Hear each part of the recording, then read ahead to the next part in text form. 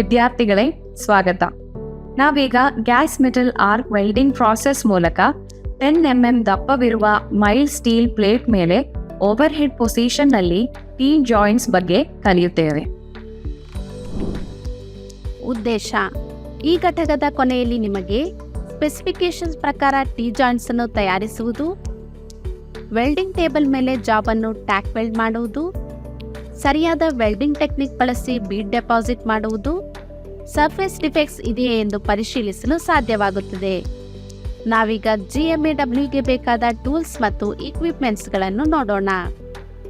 Steel rule, ball pin hammer, half round file, try square, tongs, chipping hammer, steel wire brush, personal safety equipment, key ಮತ್ತು spanner, helmet type screen, angle grinder, flow meter ಇರುವ gas regulator, CO2 gas heater, shielding gas hoses, welding power source, ಸ್ಥಿರ ವೇಗ ಮತ್ತು voltage ಇರುವ wire feeders ಪೂರೈಕೆ, ಎಲೆಕ್ಟ್ರಾಡ್ ವೈರ್ನ ಪೂರೈಕೆ, welding gun, shielding gas cylinder.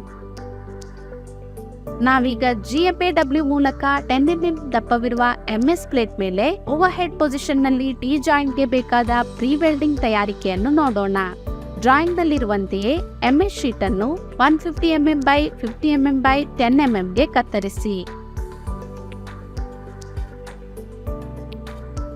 Filing ಮೂಲಕ plates ಅನ್ನು ಸ್ವಚ್ಛಗೊಳಿಸಿ ಮತ್ತು ಡಿಬರ್ ಮಾಡಿ. ಚೌಕಾಕಾರದಲ್ಲಿ ಪ್ಲೇಟ್ಸ್ನ ಅಂಚುಗಳನ್ನು ಗ್ರೈಂಡ್ ಮತ್ತು ಫೈಲ್ ಮಾಡಿ.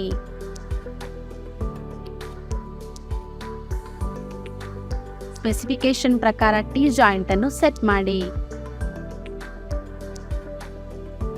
ರಕ್ಷಣಾತ್ಮಕ ಉಡುಪುಗಳನ್ನು ಧರಿಸಿ. ಸರಿಯಾದ ಸ್ಥಾನದಲ್ಲಿ ಟಾರ್ಚ್ ಅನ್ನು ಸೆಟ್ ಮಾಡಿ. 90 ರಿಂದ 100 ಆಂಪಿಯರ್ ಕರೆಂಟ್ ಸೆಟ್ ಮಾಡಿ. ಅನುಗುಣವಾದ ವೈರ್ ಫೀಡಿಂಗ್ ರೇಟ್ ನಿಮಿಷಕ್ಕೆ 3 ರಿಂದ 4 ಮೀಟರ್. 90 ರಿಂದ 20 ಆರ್ಕ್ ವೋಲ್ಟೇಜ್ ಸೆಟ್ ಮಾಡಿ ಮತ್ತು ಡಿಪ್ ಟ್ರಾನ್ಸ್ಫರ್ ಮೋಡ್ ಬಳಸಿ. 0.8 mm dia copper coated mild steel filler CCMS wire ಬಳಸಿ. ಡಿಸ್ಟೋರ್ಷನ್ ಅನ್ನು ತಪ್ಪಿಸಲು ಟ್ಯಾಕ್ ವೆಲ್ಡೆಡ್ ಜಾಯಿಂಟ್ಸ್ ಅನ್ನು ಹಿಂಭಾಗದಲ್ಲಿ 87 ಡಿಗ್ರೀಸ್ಗೆ ಇಳಿಸಲಾಗುತ್ತದೆ. ಟೀ ಜಾಯಿಂಟ್ನ 2 ಕೊನೆಗಳನ್ನು ಟ್ಯಾಕ್ ವೆಲ್ಡ್ ಮಾಡಿ. ನಾವೀಗ ಓವರ್ ಹೆಡ್ ಪೊಸಿಷನ್ ನಲ್ಲಿ 10 mm MS ಪ್ಲೇಟ್ ಮೇಲೆ ಟೀ ಜಾಯಿಂಟ್ ನ ವೆಲ್ಡಿಂಗ್ ಪ್ರಾಸೆಸ್ ಅನ್ನು ನೋಡೋಣ. ಟ್ಯಾಕ್ ವೆಲ್ಡೆಡ್ ಜಾಬ್ ಅನ್ನು ಓವರ್ ಹೆಡ್ ಪೊಸಿಷನ್ ನಲ್ಲಿ ವೆಲ್ಡಿಂಗ್ ಪೊಸಿಷನರ್ ನಲ್ಲಿ ಫಿಕ್ಸ್ ಮಾಡಿ. ಟೀ ಜಾಯಿಂಟ್ ಅನ್ನು ವೆಲ್ಡ್ ಪೊಸಿಷನರ್ ನಲ್ಲಿ ದೃಢವಾಗಿ ಹಿಡಿದಿಟ್ಟುಕೊಳ್ಳುವುದು ಪ್ರಾಮುಖ್ಯವಾಗಿದೆ.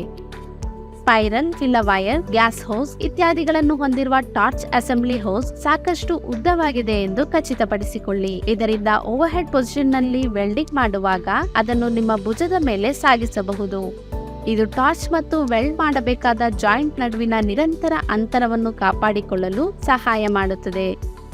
ವೆಲ್ಡರ್ ವೆಲ್ಡಿಂಗ್ ಹೆಲ್ಮೆಟ್ ಅನ್ನು ಧರಿಸುವುದು ಒಟ್ಟಾರೆಯಾಗಿ ಓವರ್ ಹೆಡ್ ವೆಲ್ಡಿಂಗ್ ಪೊಸಿಷನ್ ನಲ್ಲಿ ಇಡೀ ದೇಹವನ್ನು ಸ್ಪ್ಯಾಟರ್ಸ್ ಗಳಿಂದ ರಕ್ಷಿಸಲು ಬಹಳ ಅವಶ್ಯಕವಾಗಿದೆ. ಏಕರೂಪದ ಪ್ರಯಾಣದ ವೇಗವನ್ನು ಬಳಸಿಕೊಂಡು ವೆಲ್ಡ್ ಅನ್ನು ಡೆಪಾಸಿಟ್ ಮಾಡಿ. ಸರಿಯಾದ ಲೆಗ್ ಲೆಂತ್ ಮತ್ತು ಶೀಟ್ಸ್ ಗಳ ಈವನ್ ಫ್ಯೂಷನ್, ಸೂಕ್ತವಾದ ಟಾರ್ಚ್ ಆಂಗಲ್ ಮತ್ತು ಆರ್ಕ್ ಪ್ರಯಾಣದ ವೇಗವನ್ನು ಖಚಿತಪಡಿಸಿಕೊಳ್ಳಿ. ಸ್ಟ್ರಿಂಗರ್ ಬೀಡ್ ವೆಲ್ಡಿಂಗ್ ಟೆಕ್ನಿಕ್ ಬಳಸಿ ಮತ್ತು ಅನುಸರಿಸಿ. ಸರಿಯಾದ ಪೆನೆಟ್ರೇಷನ್ ಮತ್ತು ಪ್ಲೇಟ್ಸ್ಗಳ ಈವನ್ ಫ್ಯೂಷನ್ ನೊಂದಿಗೆ ಸೂಕ್ತವಾದ ಟಾರ್ಚ್ ಆಂಗಲ್ ಮತ್ತು ಆರ್ಕ್ ಪ್ರಯಾಣವನ್ನು ಖಚಿತಪಡಿಸಿಕೊಳ್ಳಿ. ಅತಿಯಾದ ವೇವಿಂಗ್ ನಿಂದಾಗಿ ಪ್ಲೇಟ್ನ ಅಂಚು ಕರಗುವುದಿಲ್ಲ ಎಂದು ಖಚಿತಪಡಿಸಿಕೊಳ್ಳಿ. ಟೀ ಜಾಯಿಂಟ್ ನ ಇನ್ನೊಂದು ಟೋನಲ್ಲಿ ಯಾವುದೇ ಅಂಡರ್ಕಟ್ ಇಲ್ಲ ಎಂದು ಖಚಿತಪಡಿಸಿಕೊಳ್ಳಿ.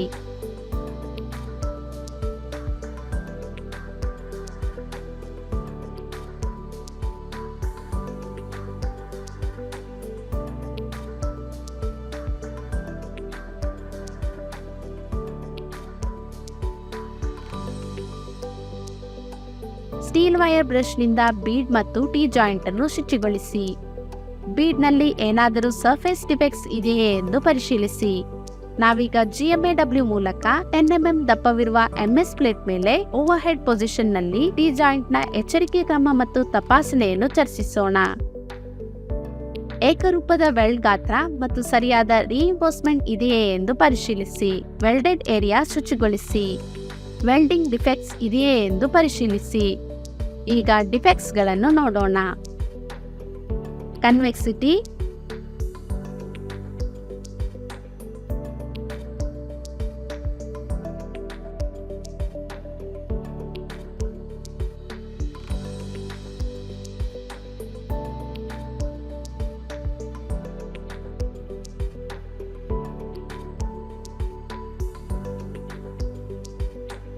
porosity,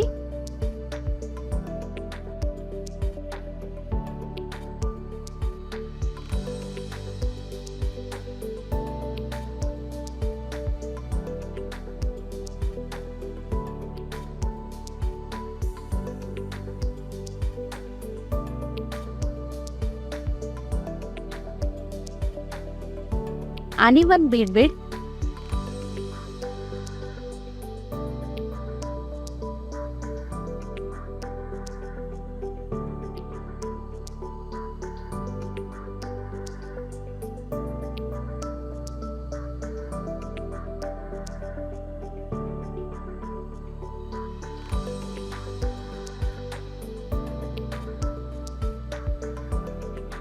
cracks.